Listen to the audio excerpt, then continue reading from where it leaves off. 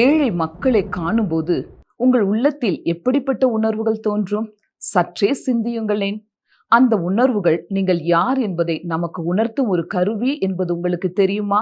வாருங்கள், இன்றைய மன்னாவை பெற்றுக்கொள்ள நிகழ்ச்சிக்குள் செல்வோம்.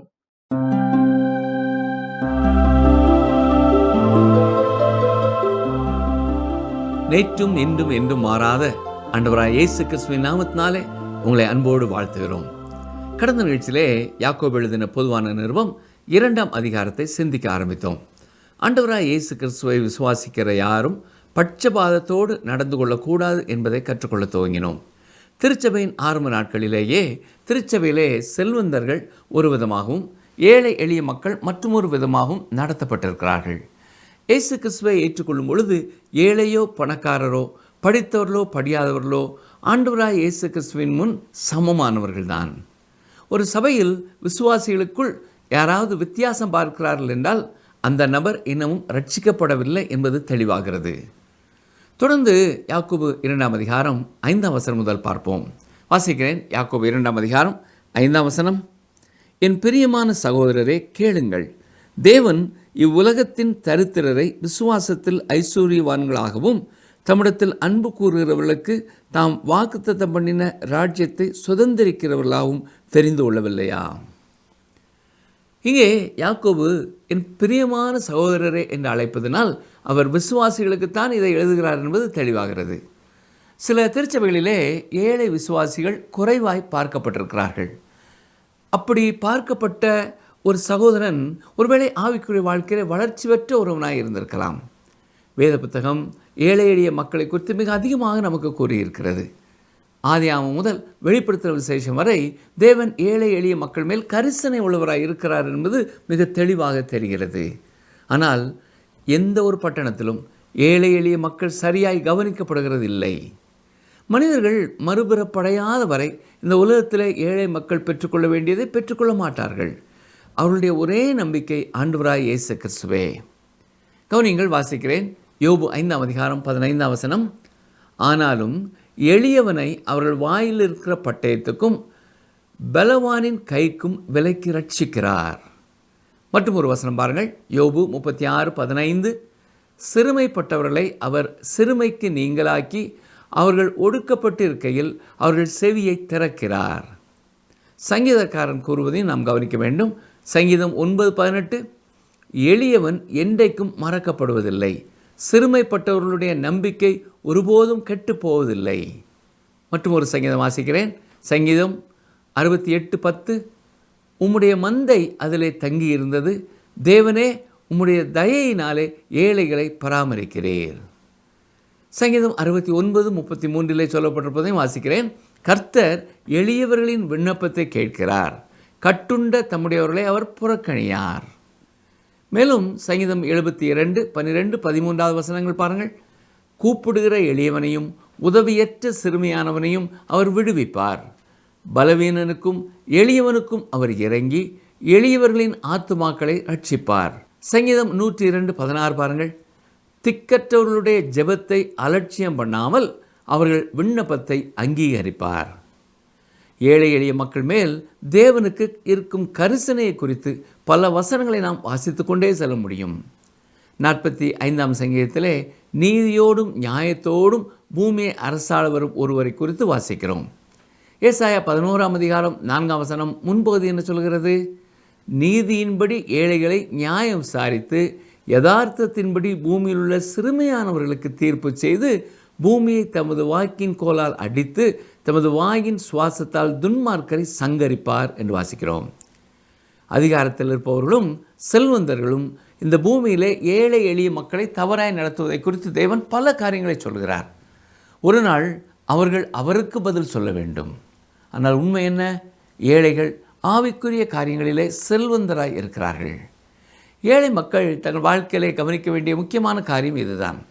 எனவே தான் 5ஆம் வசனத்திலே யாக்கோபு சொல்லும் பொழுதும் தேவன் இவ்வுலகத்தின் தரித்திரரை விசுவாசத்திலே ஐஸ்வர்யவான்களாகவும் தம்மிடத்தில் அன்பு கூறுகிறவர்களுக்கு தாம் வாக்குத்தத்தம் பண்ணின ராஜ்யத்தை சுதந்திரிக்கிறவர்களாகவும் தெரிந்து கொள்ளவில்லையா என்று கேட்கிறார். யாக்கோபு 2ஆம் அதிகாரம் 6ஆம் வசனத்தை பாருங்கள். நீங்களோ தரித்திரரை கனவீனம் பண்ணுகிறீர்கள். ஐஸ்வர்யவான்கள் அல்லவோ உங்களை ஒடுக்குகிறார்கள். அவர்கள் அல்லவோ உங்களை நியாயாசனங்களுக்கு முன்பாக இழுக்கிறார்கள். ஒரு பணக்கார நிறுவனத்திலோ அல்லது ஒரு பணக்கார தொழிலாளர் சங்கத்திலோ சக்தி வாய்ந்தவர்கள் ஏழைகளுக்கு நேர்மையான ஒப்பந்தத்தை வழங்குவதில்லை என்றே சொல்லப்படுகிறது. ஒவ்வொரு முறை பதவிக்கு போட்டியிடும் பொழுதும் தொழிலாளர்களிடம் வந்து ஏழைகளான அனைவருக்கும் உதவப் போவதாக கூறுகிறார்கள். அவர்கள் எந்த கூட்டத்தில் இருந்தாலும் எந்த வித்தியாசமும் இல்லை. அவர்கள் தொழிலாளர்களை பயன்படுத்தி கொள்கிறார்கள் என்று கூறப்படுகிறது. இந்த பூமியிலே ஏழைகள் நடத்தப்படும் விதத்தை நான் பார்த்திருக்கிறேன். அவர்களின் ஒரே நம்பிக்கை இயேசு கிறிஸ்துவில் மட்டுமே இருக்கிறது. அவர்கள் உலகத்தால் வெறுக்கப்படுகிறார்கள். பணக்காரர்களும் சக்தி வாய்ந்தவர்களும் இவர்களின் உதவியை விரும்புகிறார்கள் என்றாலும் அது அந்த ஏழைகள் மீதான செல்வந்தர்களின் ஆர்வத்தை சீக்கிரம் முடிவுக்கு கொண்டு வந்து விடுகிறது. யாக்கோபு 2ஆம் அதிகாரம் 7ஆம் வசனம் பாருங்கள். உங்களுக்கு தரிக்கப்பட்ட நல்ல நாமத்தை அவர்களல்லவோ தூஷிக்கிறார்கள். இங்கே நல்ல நாமத்தை என்று சொல்லும் பொழுது தேவனுடைய நாமத்தை குறிக்கிறது. அருமையானவர்களே, ஒரு ஏழையை நீங்கள் தவறாய் நடத்துவீர்கள் என்றால் உங்களால் தேவனுடைய நாமம் தூஷிக்கப்படுகிறது. எனவே நமக்கு அருகில் இருக்கும் ஏழை எளிய மக்களை நாம் எப்படி நடத்துகிறோம் என்பது மிகவும் முக்கியமானது. நீங்கள் ஒரு விசுவாசியாக இருப்பீர்கள் என்றால் அது மிக மிக முக்கியமானது என்பதை மறந்து போகக்கூடாது. உங்கள் மூலமாய் தேவனுடைய நாமம் மகிமைப்பட வேண்டுமே தவிர தூஷிக்கப்படக்கூடாது. யாக்கோபு 2ஆம் அதிகாரம் 8ஆம் வசனத்தை பாருங்கள். உன்னிடத்தில் நீ அன்பு கூறுகிறது போல பிறரிடத்திலும் அன்பு கூறுவாயாக என்று வேத வாக்கியம் சொல்கிற ராஜரீக பிரமாணத்தை நீங்கள் நிறைவேற்றினால் நன்மை செய்வீர்கள். நீங்கள் தேவனை பிரியப்படுத்த விரும்புவீர்கள் என்றால், தேவனுக்கு கீழ்ப்படிய விரும்புவீர்கள் என்றால், உங்களுடைய பொறுப்பை சரியாய் செய்ய விரும்புவீர்கள் என்றால் நீங்கள் என்ன செய்ய வேண்டும் என்பதை யாக்கோபு மிக தெளிவாக எடுத்து சொல்கிறார். உன்னிடத்தில் நீ அன்பு கூறுகிறது போல பிறரிடத்திலும் அன்பு கூறுவாயாக. மனிதருக்கு நேராக சொல்லப்பட்ட மோசேயின் பிரமாணங்களின் தொகுப்பு இதுதான். சரி, அடுத்த வசனம் பார்ப்போம். யாக்கோபு 2ஆம் அதிகாரம் 9ஆம் வசனம். பட்சபாதம் உள்ளவர்களாய் இருப்பீர்களானால் பாவம் செய்து மீறினவர்கள் என்று நியாயப்பிரமாணத்தால் தீர்க்கப்படுவீர்கள். ஏழைகளுக்கும் பணக்காரர்களுக்கும் இடையிலே பாகுபாடு காட்டுவதை நியாயப்பிரமாணம் கண்டிக்கிறது. நீங்கள் ஒருவேளை சரி, நான் கொலை செய்யவில்லை, உபச்சாரம் செய்யவில்லை என்று கூறலாம். யாக்கோபு தொடர்ந்து என்ன சொல்கிறார் கவனியுங்கள். யாக்கோபு 2ஆம் அதிகாரம் 10ஆம் வசனம். எப்படியெனில் ஒரு நியாயப்பிரமாணம் முழுவதையும் கை கொண்டிருந்தும் ஒன்றிலே தவறினால் எல்லாவற்றிலும் குற்றவாளியாக இருப்பான். ஒரு கட்டளையை மீறினால் நீங்கள் அனைத்தையும் மீறிவிட்டீர்கள் என்று யாக்கோபு சொல்லவில்லை. எந்த கட்டளையை மீறினாலும் நீங்கள் அந்த கட்டளையை மீறிய குற்றவாளி என்று அவர் கூறுகிறார். ஒரு மனிதன் ஒரு கொலைகாரனாக சிறையில் இருக்கலாம். எதிர்ப்புற அறையில் இருக்கும் ஒரு குற்றவாளியை பார்த்து நான் கொள்ளையடிக்கவில்லை, எனவே நான் அந்த சட்டத்தை ஒருபோதும் மீறவில்லை என்று சொல்லலாம். ஆம், ஆனால் அவன் கம்பிகளுக்கு பின்னால் இருக்கிறான். அருமையானவர்களே, அந்த மனப்பான்மையை கண்டறிய நீங்கள் சிறைச்சாலைக்கு செல்ல வேண்டியதில்லை. இன்றைக்கும் சிறைக்கு வெளியேயும் மற்றவர்களும் அதை போலவே இழிவாக பார்க்கும் மக்களை நீங்கள் கவனிக்க முடியும். நாம் எல்லாரும் கடவுளின் முன் நியாயப்பிரமாணத்தை மீறினவர்களாகவே நிற்கிறோம். யாக்கோபு 2ஆம் அதிகாரம் 11ஆம் வசனம் பாருங்கள். ஏனென்றால் உபச்சாரம் செய்யாதிருப்பாயாக என்று சொன்னவர் கொலை செய்யாதிருப்பாயாக என்றும் சொன்னார். ஆதலால் நீ விபச்சாரம் செய்யாமல் இருந்தும் கொலை செய்தாயானால் நியாயப்பிரமாணத்தை மீறினவனாவாய். எந்த ஒரு சட்டத்தை நாம் மீறினாலும் சட்டத்தை மீறினவர்களாகவே இருக்கிறோம். யாக்கோபு 2ஆம் அதிகாரம் 12ஆம் வசனம். சுயாதீன பிரமாணத்தினால் நியாய தீர்ப்படைய போகிறவர்களாய் அதற்கேற்றபடி பேசி அதற்கேற்றபடி செய்யுங்கள். சுயாதீன பிரமாணம் என்றால் அது இயேசு கிறிஸ்துவின் கட்டளை. இதைத்தான் யோவான் 14:15 வாசிக்கிறோம். நீங்கள் என்னிடத்தில் அன்பாய் இருந்தால் என் கற்பனைகளை கை கொள்ளுங்கள். அவருடைய கட்டளை அல்லது கற்பனை என்ன? யோவான் 15ஆம் அதிகாரம் 12ஆம் வசனம் பாருங்கள். நான் உங்களில் அன்பாயிருக்கிறது போல நீங்களும் ஒருவரில் ஒருவர் அன்பாயிருக்க வேண்டும் என்பதே என்னுடைய கற்பனையாயிருக்கிறது. சரி, தொடர்ந்து யாக்கோபு சொல்வதையும் கவனிப்போம். யாக்கோபு 2ஆம் அதிகாரம் 13ஆம் வசனம். ஏனென்றால் இரக்கம் செய்யாதவனுக்கு இரக்கமில்லாத நியாய தீர்ப்பு கிடைக்கும். நியாய தீர்ப்புக்கு முன்பாக இரக்கம் மேன்மை பாராட்டும். முன்னொரு காலத்திலே ஒயிட்மோர் என்ற ஒரு செல்வந்தர் இருந்தார். அவரும் அவருடைய மனைவியும் சுசேஷ கூட்டம் நடைபெறும் ஒரு இடத்திற்கு சென்று விருந்தினர்களை உபசரிக்கும் பொறுப்பை தன்னார்வலராய் செய்து வந்தார்கள். அன்று இரவு கூட்டம் நடைபெறும் பொழுது திரு ஜெரி மக்களை அவர்கள் கொடுத்த செய்தியை பின்னால் வரிசையில் நின்று கேட்டார்கள். தங்கள் வாழ்க்கையிலே தாங்கள் பாவிகள், தாங்கள் மனம் திரும்ப வேண்டும், மன்னிப்பை பெற்றுக்கொள்ள வேண்டும் என்ற உணர்வை பெற்று கூட்டத்தின் முன்னால் சென்று இயேசு கிறிஸ்துவை தங்கள் சொந்த இரட்சகராக ஏற்றுக்கொண்டார்கள். இதன் விளைவாக அவர்கள் இருந்த பட்டணத்திற்கு அருகில் உள்ள மற்றொரு பட்டணத்திலே வழிதவறி போன பெண்களுக்கான ஒரு இல்லத்தை ஆரம்பித்து அநேக பெண்களை நல்வழிக்கு செல்ல உதவி செய்கிறவர்களாய் செயல்பட்டார்கள். கிறிஸ்துவின் மேல் அவர் வைத்த விசுவாசம் அவர்களை செயல்படும் விசுவாசிகளாய் மாற்றியது. இன்று நாம் இப்படி மற்றவர்களை விட சிறந்தவர்கள் என்று நினைப்பதும் மற்றவர்களை இழிவாக பார்ப்பதும் பாவம் என்பதை ஏற்றுக்கொள்ள வேண்டும். மனிதன் யாராக இருந்தாலும் பரவாயில்லை, கடவுளுக்கு முன்பதாக மனிதன் உங்களையும் என்னையும் போலவே பாவிகள்தான். அந்த பணக்கார தம்பதியினர் வந்தது போல யாரும் இயேசுவிடம் வர வேண்டும். நாம் சிலுவைக்கு வந்து இயேசுவை நம் இரட்சகராக ஏற்றுக்கொள்ள வேண்டும். லண்டனில் நடந்த மற்றொரு நிகழ்ச்சியும் உங்களுக்கு சொல்ல விரும்புகிறேன். சீசர் மெலன் என்ற ஒரு சிறந்த இளம் ஊழியர் ஒரு மாலை நேரத்திலே ஒரு பெரிய மற்றும் பிரபலமான வீட்டிற்கு அழைக்கப்பட்ட பொழுது ஒரு சிறப்பு இசை நிகழ்ச்சி நடத்தப்பட இருந்தது. நிகழ்ச்சியில் ஒரு இளம்பெண் தனது பாட்டு மற்றும் பியானோ வாசிப்பால் பார்வையாளர்களை உற்சாகப்படுத்தினாள். அவள் முடித்ததும் கர்த்தருடைய இந்த இளம் ஊழியர் தன்னை சுற்றி கூடியிருந்த கூட்டத்தின் வழியாக சென்றார். அவர் இறுதியாக அவளிடம் வந்து அவளுடைய கவனத்தை ஈர்த்த போது அவளை பார்த்து, அருமையான இளம்பெண்ணே, நீ பாடிக்கொண்டிருந்த பொழுது நான் அங்கே உட்கார்ந்து உன்னையும் உன் திறமைகளையும் கர்த்தருக்கு அர்ப்பணித்தால் கிறிஸ்துவின் நோக்கம் எவ்வளவு மகத்தான நன்மை பயக்கும் என்று நான் நினைத்தேன்.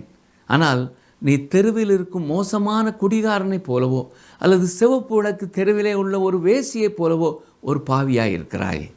ஆனால் கடவுளின் குமாரனாய் இயேசுவிடம் வந்தால் இயேசு கிறிஸ்துவின் இரத்தம் உன்னுடைய எல்லா பாவங்களிலிருந்தும் உன்னை சுத்திகரிக்கும் என்று உனக்கு சொல்வதிலே நான் மகிழ்ச்சி அடைகிறேன் என்று கூறினார். உடனே அவள் மிகவும் ஆணவத்துடனும் ஆவேசத்துடனும் தலையை திருப்பி, ஐயா, நீங்கள் என்னை மிகவும் அவமானப்படுத்தி விட்டீர்கள் என்று சொன்னாள். அவள் தொடர்ந்து நடக்க ஆரம்பித்தாள். அவர் அவளை பார்த்து, பெண்ணே, நான் எந்த குற்றத்தையும் செய்யவில்லை, ஆனால் தேவனுடைய ஆவி உன்னை கண்டித்து உணர்த்த வேண்டும் என்று நான் ஜெபிக்கிறேன் என்று சொன்னார். கூட்டம் முடிந்த பின் எல்லாரும் தங்கள் வீடுகளுக்கு சென்றார்கள். வீட்டிற்கு சென்ற அந்த பெண்ணால் தூங்க முடியவில்லை. இரவு சுமார் 2 மணி இருக்கும். தனது படுக்கை அறையிலே முழங்கால் படியிட்டு, இயேசுவே, என்னுடைய பாவங்களை எனக்கு மன்னியும், எனக்காக நீர் தண்டனையை ஏற்றுக்கொண்டதற்காக உமக்கு நன்றி, என்னுடைய உள்ளத்திலே வாரும் என்று ஜெபித்து ஆண்டவராய் இயேசு கிறிஸ்துவை தன் சொந்த இரட்சகராக ஏற்றுக்கொண்டாள். அவள் வேறு யாரும் அல்ல, ஜஸ்ட் as I am, அதாவது நான் பாவிதான், ஆனாலும் நீர் மாசற்ற இரத்தம் சிந்தினீர் என்ற பாடலை எழுதிய சார்லட் எலியட் அவர்தான். யாக்கோபு 2ஆம் அதிகாரம் வசனங்கள் 14 முதல் 26 வரை உள்ள பகுதியிலே யாக்கோபு கடவுள் எப்படி விசுவாசத்தை நற்கிரியைகளால் சோதிக்கிறார் என்பதை காட்டியிருக்கிறார். பவுல் எழுதியிருப்பதற்கு இந்த பகுதியிலே முரண்பாடு இருப்பதாக சிலர் கூறுகிறார்கள். ஏனென்றால் விசுவாசம் மட்டுமே உங்களை ரட்சிக்க முடியும் என்று பவுல் மிக தெளிவாய் கூறியிருக்கிறார். கலாத்தியர் 2ஆம் அதிகாரம் 16ஆம் வசனத்திலே பவுல் எழுதியிருப்பதை வாசிக்கிறேன், கவனியுங்கள். கலாத்தியர் 2:16, நியாயப்பிரமாணத்தின் கிரியைகளினாலே எந்த மனுஷனும் நீதிமானாக்கப்படுவதில்லையே. யாக்கோபு 2ஆம் அதிகாரம் 14ஆம் வசனத்திலே விசுவாசத்திற்கு விளக்கம் கொடுக்கிறார். அடுத்து 15ஆம் வசனத்திலிருந்து 20ஆம் வசனம் வரை உள்ள பகுதியிலே விசுவாசம் எப்படி அடையாளப்படுத்தப்படுகிறது என்பதை சொல்லுகிறார். 21 முதல் 26 வரை உள்ள பகுதியிலே விசுவாசத்திற்கான ஒரு உதாரணத்தை கொடுக்கிறார். முதலாவது விசுவாசத்தின் விளக்கம் நமக்கு கிடைக்கிறது. பவுலும் யாக்கோபும் தங்கள் எழுத்துக்களிலே விசுவாசத்தின் வரையறையை பயன்படுத்தும் பொழுது பவுலும் யாக்கோபும் ஒரே விஷயத்தை பற்றி வெவ்வேறு கண்ணோட்டங்களிலிருந்து விவாதித்தாலும் அவர்கள் முழுமையான உடன்பாட்டில் இருப்பதை நாம் புரிந்து கொள்ள முடியும். ஒரு மனிதன் கிரியைகளாலோ அல்லது நியாயப்பிரமாணத்தின் கிரியைகளாலோ ரட்சிக்கப்படுகிறதில்லை. இதைத்தான் பவுல் கூறுகிறார். ரோமர் 3:28 பாருங்கள். ஆதலால் மனுஷன் நியாயப்பிரமாணத்தின் கிரியைகள் இல்லாமல் விசுவாசத்தினாலேயே நீதிமானாக்கப்படுகிறான் என்று தீர்க்கிறோம். கலாத்தியரிலே நாம் ஏற்கனவே வாசித்தது போல ஒரு மனிதன் கிரியைகளாலே அல்ல, கிறிஸ்து இயேசுவை விசுவாசிப்பதாலேயே நீதிமானாக்கப்படுகிறான் என்று பவுல் கூறியிருக்கிறார். அப்படியானால் பவுலையும் யாக்கோபையும் எப்படி சமரசம் செய்ய போகிறோம்? பவுலும் யாக்கோவும் ஒருவருக்கொருவர் எதிராக போராடவில்லை. மாறாக அவர்கள் இருவரும் வெவ்வேறு கருத்துக்களுக்கு எதிராக போராடுகிறார்கள், அல்லது வெவ்வேறு எதிரிகளுடன் சண்டையிடுகிறார்கள் என்று சொல்லலாம். அந்த நாளிலே நீங்கள் நியாயப்பிரமாணத்தின் கிரியைகளை செய்ய வேண்டும் என்று கூறிக்கொண்டிருந்தவர்கள் இருந்தார்கள். அதாவது நீங்கள் ரட்சிக்கப்படுவதற்கே நியாயப்பிரமாணத்தின்படி தான் வர வேண்டும் என்று கூறிக்கொண்டிருந்தார்கள். அதற்கு பதிலளித்த பவுல், நியாயப்பிரமாணத்தின் கிரியைகள் உங்களை ரட்சிக்காது என்றும் கிறிஸ்துவின் மீது உள்ள விசுவாசம் மட்டுமே உங்களை ரட்சிக்கும் என்று கூறினார். ஆகையால் அப்போஸ்தலனாகிய பவுலும் யாக்கோபும் விசுவாசத்தின் கோட்டையை பாதுகாக்கிறார்கள். அவர்களின் சொற்களின் பயன்பாட்டை நாம் சரியாக புரிந்து கொள்ள வேண்டும். கவனியுங்கள், உண்மையான விசுவாசம் ஒரு நபரின் வாழ்க்கையை மாற்றும் என்று பவுல் கூறியிருக்கிறார். பிலிப்பியர் 3:7 தனது அனுபவ சாட்சியை பவுல் சொல்லுகிறார். பாருங்கள், பிலிப்பியர் 3:7, ஆகிலும் எனக்கு லாபமாய் இருந்தவைகள் எவைகளோ அவைகளை கிறிஸ்துவுக்காக நஷ்டம் என்று எண்ணினேன். அவர் கிறிஸ்துவிடம் வந்தபொழுது அவரது வாழ்க்கையில் ஒரு உண்மையான புரட்சி ஏற்பட்டது. மேலும் 1 கொரிந்தியர் 15:2 அவர் என்ன சொல்கிறார்? அன்றியும் சகோதரரே, நான் உங்களுக்கு பிரசங்கித்த சுவிசேஷத்தை மறுபடியும் உங்களுக்கு தெரியப்படுத்துகிறேன். நீங்களும் அதை ஏற்றுக்கொண்டு அதிலே நிலைத்திருக்கிறீர்கள். நான் உங்களுக்கு பிரசங்கித்த பிரகாரமாய் நீங்கள் அதை கை கொண்டிருந்தால் அதனாலே நீங்கள் ரட்சிக்கப்படுவீர்கள். மற்றபடி உங்கள் விசுவாசம் விருதாவாயிருக்குமே என்று கூறுகிறார். சரி, இப்பொழுது யாக்கோபு என்ன சொல்கிறார் என்பதை பார்ப்போம். யாக்கோபு 2:14 என் சகோதரரே, ஒருவன் தனக்கு விசுவாசம் உண்டென்று சொல்லியும் கிரியைகள் இல்லாதவனானால் அவனுக்கு பிரயோஜனம் என்ன? அந்த விசுவாசம் அவனை ரட்சிக்குமா? கவனித்தீர்களா? யாக்கோபு நியாயப்பிரமாணத்தின் கிரியைகளை பற்றி பேசவில்லை. உங்களை ரட்சிக்கும் விசுவாசம் கிரியைகளை, அதாவது விசுவாசத்தின் கிரியைகளை உண்டாக்கும் என்று மட்டுமே கூறியிருக்கிறார். யாக்கோபு இங்கே பேசும் விசுவாசம் விசுவாசத்தை அறிக்கையிடுவதாகும், அதாவது செயலில் காட்டுவதாகும். மேலும் பவுல் 1 கொரிந்தியர் 15:2 எழுதியிருப்பதையும் வாசிப்போம். நான் உங்களுக்கு பிரசங்கித்த பிரகாரமாய் நீங்கள் அதை கை கொண்டிருந்தால் அதனாலே நீங்கள் ரட்சிக்கப்படுவீர்கள். மற்றபடி உங்கள் விசுவாசம் விருதாவாயிருக்குமே. இப்படி கூறும்பொழுது யாக்கோபு கூறும் அதே கருத்தை தான் குறிப்பிடுகிறார். பவுல் சோதித்து பாருங்கள் என்றும் எழுதியிருக்கிறார். 2 கொரிந்தியர் 13:5 பாருங்கள். நீங்கள் விசுவாசம் உள்ளவர்களோவென்று உங்களை நீங்களே சோதித்து அறியுங்கள், உங்களை நீங்களே பரீட்சித்து பாருங்கள். இயேசு கிறிஸ்து உங்களுக்குள் இருக்கிறார் என்று உங்களை நீங்களே அறியீர்களா? நீங்கள் பரீட்சைக்கு நில்லாதவர்களாக இருந்தால் அறியீர்கள். நற்செய்தி சொல்லும் ஊழியர்கள் அநேகர் மனம் திரும்புவதை எதிர்பார்க்கிறார்கள், உண்மைதான். ஆனால் சில நேரங்களிலே யார் யார் இயேசு கிறிஸ்துவை ஏற்றுக்கொள்கிறார்கள் என்று கேட்கும் பொழுது உண்மையான தீர்மானம் செய்யாத பலரும் தாங்கள் இயேசுவை ஏற்றுக்கொள்கிறோம் என்று போலியாக சொல்ல வாய்ப்பு இருக்கிறது. மற்றும் ஒரு உதாரணம் என்று சொல்கிறேன், கவனியுங்கள். கடவுள் இல்லை என்று மனிதர்களை எப்படி நம்ப வைப்பது என்று தீர்மானிக்க சாத்தான் தனது பிசாசுகளுடன் ஒரு கூட்டத்தை நடத்தியதாக ஒரு கதை கூறப்படுகிறது. சாத்தானும் அவன் கூட்டமும் கர்த்தர் இருப்பதை அறிந்திருப்பதால் மனம் திரும்புதலை எப்படி தடை செய்வது என்று அவர்கள் யோசித்தார்கள். ஒரு பிசாசு இயேசு கிறிஸ்து உண்மையிலே இல்லை என்றும் அத்தகைய கட்டுக்கதைகளை மனிதர்கள் நம்பக்கூடாது என்றும் மனிதர்களிடம் சொல்ல வேண்டும் என்று பரிந்துரைத்தது. மேலும் மரணம் எல்லாவற்றையும் முடிவுக்கு கொண்டு வருகிறது என்றும் மரணத்திற்கு பிறகு வாழ்க்கையை பற்றி கவலைப்பட தேவையில்லை என்றும் மனிதர்களை நம்ப வைக்க வேண்டும் என்று மற்றொரு பிசாசு கூறியது. இறுதியாக மிகவும் புத்திசாலித்தனமான ஒரு பிசாசு கடவுள் இருக்கிறார் என்றும் இயேசு கிறிஸ்து இருக்கிறார் என்றும் அவரை நம்புவது ரட்சிக்கிறது என்றும் அனைவருக்கும் சொல்ல வேண்டும். ஆனால் நீங்கள் செய்ய வேண்டியதெல்லாம் கிறிஸ்துவில் விசுவாசத்தை வைத்த பின்னரும் நீங்கள் முன்பு போலவே பாவத்திலே வாழலாம் என்றும் அறிவிக்க வேண்டும் என்று கூறியது. அவர்கள் இந்த தந்திரத்தை பயன்படுத்த முடிவு செய்தார்கள். எனவே இன்றும் பிசாசு பயன்படுத்தும் தந்திரம் இதுதான். அதாவது ஒருவர் இயேசு என்னுடைய பாவத்திற்கான தண்டனை ஏற்றுக்கொண்டார் என்று நம்ப வேண்டும், அதே நேரம் முன்பு போல பாவம் செய்து கொண்டு வாழலாம் என்றும் அறிவிப்பது தான் இந்த தந்திரம். இந்த தந்திரத்தை பலர் நம்பியிருப்பதால் தான் ரட்சிக்கப்பட்ட பின்னரும் தொடர்ந்து பாவத்தில் வாழ்கிறார்கள். பவுலும் யாக்கோபும் ஒரே சத்தியத்தை தான் போதிக்கிறார்கள். பவுல் கிரியை குறித்து பேசும் பொழுது நியாயப்பிரமாணத்தின் கிரியை குறித்து சொல்கிறார். ரோமர் 3:20 பாருங்கள். இப்படி இருக்க பாவத்தை அறிகிற அறிவு நியாயப்பிரமாணத்தினால் வருகிறபடியால் எந்த மனுஷனும் நியாயப்பிரமாணத்தின் கிரியைகளினாலே தேவனுக்கு முன்பாக நீதிமானாக்கப்படுவதில்லை. இங்கே அவர் சொல்வது என்ன? நியாயப்பிரமாணம் ஒரு கண்ணாடியை போல இருக்கிறது, அவ்வளவுதான். நீங்கள் பாவிகள் என்பதை அது உங்களுக்கு காட்டும், ஆனால் அது உங்களை ரட்சிக்காது. அதாவது நியாயப்பிரமாணத்தின் கிரியைகளை விட மேலான காரியம் வேண்டும் என்று சொல்லுகிறார். யாக்கோபு 2:10 வாசிக்கிறேன். எப்படி எனில் ஒருவன் நியாயப்பிரமாணம் முழுவதையும் கை கொண்டிருந்தும் ஒன்றிலே தவறினால் எல்லாவற்றிலும் குற்றவாளியாக இருப்பான். இதை குறித்து ஒருவர் சொல்லும் பொழுது, பூரணமான கீழ்ப்படிதலினாலே ஒரு மனிதன் ரட்சிக்கப்பட முடியாது. ஏனென்றால் அவனால் பூரணமாய் கீழ்ப்படிய முடியாது. அதுபோல அரைகுறையான கீழ்ப்படிதலுடனும் அவன் ரட்சிக்கப்பட முடியாது. ஏனென்றால் தேவன் அதையும் ஏற்றுக்கொள்ள மாட்டார் என்று கூறியிருக்கிறார்.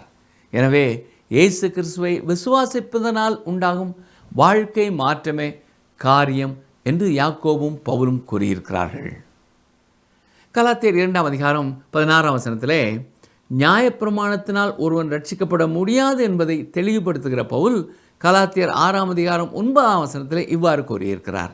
கவனிங்கள், வாசிக்கிறேன். கலாத்தியர் 6:9, நன்மை செய்கிறதில் சோர்ந்து போகாமல் இருப்போமாக, நாம் தளர்ந்து போகாதிருந்தால் ஏற்ற காலத்தில் அறுப்போம். விசுவாசத்தோடு கூட செய்ய வேண்டிய காரியங்களும் பல இருக்கின்றன. கலாத்தியர் 6:6-7 மேலும் திருவசனத்தில் உபதேசிக்கப்படுகிறவன் உபதேசிக்கிறவனுக்கு சகல நன்மைகளிலும் பகிர்ந்து கொடுக்க கடவன். மோசம் போகாதிருங்கள், தேவன் தம்மை பரியாசம் பண்ண ஒட்டார். மனுஷன் எதை விதைக்கிறானோ அதையே அறுப்பான். இந்த பகுதியிலே யாக்கோபு விசுவாசத்தினாலே செய்யும் கிரியைகளை குறித்து பேசுகிறார். பவுலும் விசுவாசத்தின் கிரியையை பற்றி பேசியிருக்கிறார். கலாத்தியர் 5:6 என்ன சொல்கிறது? கிறிஸ்து இயேசுவினிடத்தில் விருத்த சேதனமும் விருத்த சேதனம் இல்லாமையும் ஒன்றுக்கும் உதவாது. அன்பினால் கிரியை செய்கிற விசுவாசமே உதவும். இருவரும் கற்றுக் கொடுக்கும் சத்தியம் விசுவாசம் கட்டாயம் செயல்படும் விசுவாசமாக இருக்க வேண்டும் என்ற சத்தியம்தான். ஜான் கால்வின் என்ற தேவனுடைய மனிதர் கூறும்பொழுது, விசுவாசம் மட்டுமே ரட்சிக்கும், ஆனால் அந்த ரட்சிக்கும் விசுவாசம் தனியாக இருப்பதில்லை என்று கூறியிருக்கிறார். எனவே ரட்சிக்கும் விசுவாசம் உயிர் உள்ளது. வாயின் வார்த்தைகளிலே மட்டும் இருக்கும் விசுவாசம் செத்தது.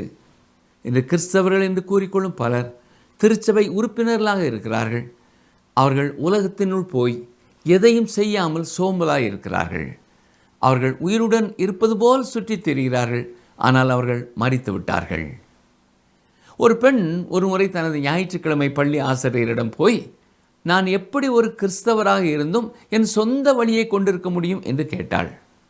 ஆசிரியர் அவளுக்கு கொடுத்த வசனம் இதுதான், ரோமர் 8:5. அது என்ன சொல்கிறது? அன்றியும் மாம்சத்தின்படி நடக்கிறவர்கள் மாம்சத்துக்குரியவைகளை சிந்திக்கிறார்கள், ஆவியின்படி நடக்கிறவர்கள் ஆவிக்குரியவைகளை சிந்திக்கிறார்கள். நீங்கள் தேவனுடைய பிள்ளையானால் உங்கள் சொந்த வழியிலே நீங்கள் நடக்க முடியாது. அவருடைய வழியிலே தான் நடப்பீர்கள். ஏன் என்று கேட்கிறீர்களா? ரோமர் 8:7-9 பாருங்கள். எப்படி என்றால், மாம்ச சிந்தை தேவனுக்கு விரோதமான பகை. அது தேவனுடைய நியாயப்பிரமாணத்துக்கு கீழ்ப்படியாமலும் கீழ்ப்படியக்கூடாமலும் இருக்கிறது. தேவனுடைய ஆவி உங்களில் வாசமாயிருந்தால் நீங்கள் மாம்சத்துக்குட்பட்டவர்களாக இராமல் ஆவிக்குட்பட்டவர்களாக இருப்பீர்கள். கிறிஸ்துவின் ஆவியில்லாதவன் அவருடையவன் அல்ல. பரிசுத்த ஆவி உங்களிலே வாசமாயிருக்கும் பொழுது நீங்கள் ஆவியின் கனியை கொடுப்பீர்கள். அப்படி செய்யவில்லை என்றால் அங்கே பெரிய ஒரு தவறு இருக்கிறது. உண்மையான ஒரு கிறிஸ்தவன் தன் விருப்பம் போல வாழ முடியாது. கிறிஸ்துவை பிரியப்படுத்தும் காரியங்களைத்தான் அவன் செய்வான். 2ஆம் உலகப் போருக்கு பின் பிட்ஸ்பர்க் என்ற இடத்திலே ஒரு பணக்காரர் வசித்து வந்தார். அவருக்கு வாழ்க்கையில் எல்லா வகையான பிரச்சனைகளும் இருந்தன. அவர் தனது போதகரிடம் சென்று தனது பிரச்சனைகளை பற்றி பேசிய பிறகு, நான் என் இரட்சகரை நேசிக்கிறேன், என் குடும்பத்தை நேசிக்கிறேன், நான் என் திருச்சபையை நேசிக்கிறேன், நான் என் தொழிலை நேசிக்கிறேன், ஆனால் சில சமயங்களிலே நான் இந்த 4 பேரையும் விட்டு வெளியேற வேண்டும் என்று தோன்றுகிறது என்று கூறினார். போதகர் அவரது கண்களை நேராக பார்த்து, சரி, நீங்கள் ஏன் அப்படி செய்யக்கூடாது என்று கேட்டார். அதற்கு அந்த மனிதர், நான் ஒரு கிறிஸ்தவன் என்பதே காரணம் என்று பதிலளித்தார். ஒருவரை கிறிஸ்தவராக்கும் விசுவாசம் நல்ல செயல்களுக்கு வழிவகுக்கும். ஆனால் இன்று பல சபைகளிலே இருக்கும் கிறிஸ்தவர்கள் அவிசுவாசிகளாக இருக்கிறார்கள். விசுவாசம் என்ற வார்த்தையை யாக்கோபும் பவுலும் எவ்வாறு பயன்படுத்துகிறார்கள் என்பதை நாம் புரிந்து கொள்ளும் பொழுது அவர்கள் இருவரும் எப்படி தங்கள் போதனையிலே ஒரே கருத்தை வலியுறுத்தி இருக்கிறார்கள் என்பதை புரிந்து கொள்ள முடியும். யாக்கோபு விசுவாசத்தை அடையாளப்படுத்தும் செயல்களை பற்றி பேசுகிறார். இதை குறித்து மேலும் நாம் அடுத்த நிகழ்ச்சியிலே தொடர்ந்து சிந்திப்போம். உங்களது விசுவாசமும் செயல்படும் விசுவாசமாக இருக்க கர்த்தருடைய கிருபை, அவருடைய இரக்கம், அவருடைய வழிநடத்தல் உங்களுக்கு போதுமானதாக இருப்பதாக. ஆமென்.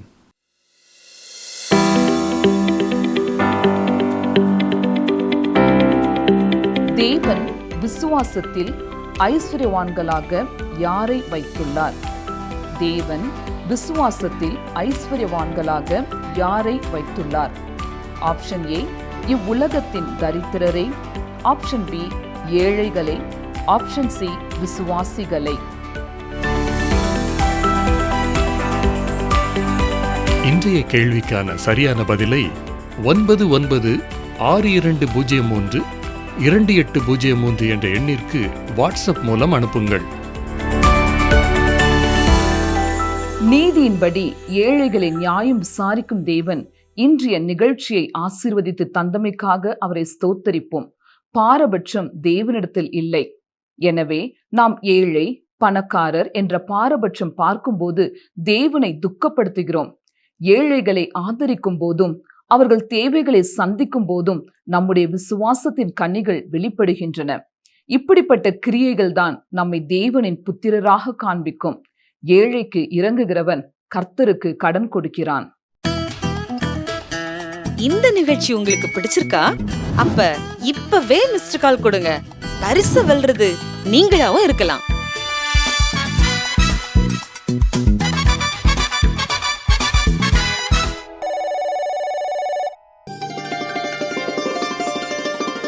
இன்று நான் உனக்கு விதிக்கிற உன் தேவனாகிய கர்த்தரின் கட்டளைகளை கைக்கொள்ளவும் அவைகளின்படி நடக்கவும் அவைகளுக்கு செவி கொடுத்து வந்தால் கர்த்தர் உன்னை வாலாக்காமல் தலையாக்குவார், நீ கீழாகாமல் மேலாவாய். உபாகமம் 28:14.